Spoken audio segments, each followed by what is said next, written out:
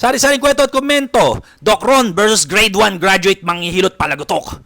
Sabi ng mga fans ng hilot palagutok, yabang mo naman, hindi lahat ng doktor magaling. Pera lang ang hinabol nila. I agree, hindi naman lahat ng doktor magaling. Kaya lang, ibahin mo kasi akong LeBron James ng profession ko. So ako yung magaling.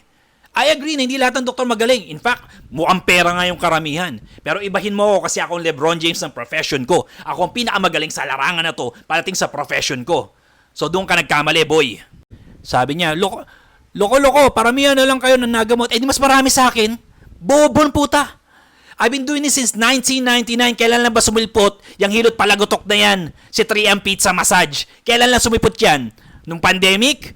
Tantado. Sabi niya, Ngugang, yung tinatawag mo na grade 1, mas magaling pa sa'yo. Ikaw, napan ka na, hindi ka pa rin magaling. Paano mo nasabi hindi ako magaling? The fact na grade 1 lang ang inabot niya, paano siya naging magaling?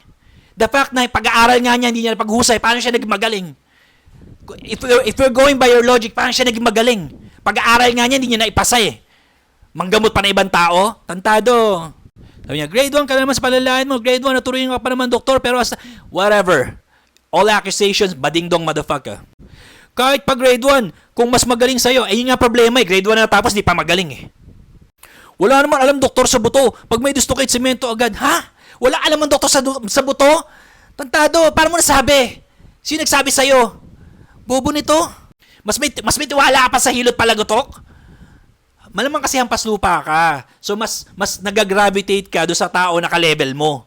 Yung kasi hampas lupa ka, patay gutom ka, kaya hinahabol mo yung ka-level mo lang. Ngayon nagsasar graping ka, wala mo alam ang mga doktor sa buto. Yun ang akala mo kasi nga hampas lupa ka. Mas magaling pa sa'yo yan. Galit kasi wala na kayo pasyente. Oh, whatever, man. Hindi nyo ako ka-level. Hindi nyo maabot tong level na to. I'm the LeBron James of my profession. I'm the LeBron James of PT. Tangina, grade 1 lang inabot niyan eh. Sa pag-aaral nga, hindi pumasa yan eh. Sasabihin nyo pa, magaling. Just, ang labo ng logic nyo, no? Ito yung doktor na walang pasyente, kundi mamula ng iba. Mamula, red, as in red, mamula. Bobo mo, boy. Yung grade 1 natapos, madaming pasenti. Tantado, Bisaya ang puta. Yung nakapag-aral, nakapagtapos, matumal. Paano mo nasabi? Ilan ang clinics ko, ilan ang clinic ni Mokong? Di ba nahulog nga sa hagdanan yan, nakarma yan? Nagamot niya ba sarili niya? Sige nga, kung nagpa-follow ka dyan, kasi follower kayo niyan, di ba nahulog sa hagdanan yan? Nagamot niya ba sarili niya? Sige nga. Sabi niya, wala ako kasi nagpapayod sa kanya.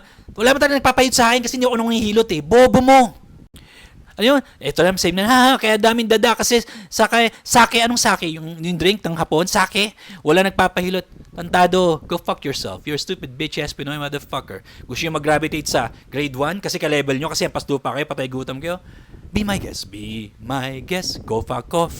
Sari-saring kwento at komento, Doc Ron versus Hilot Paglagutok, grade 1 lang inabot edition. Mga followers niyang bugok din gaya niya.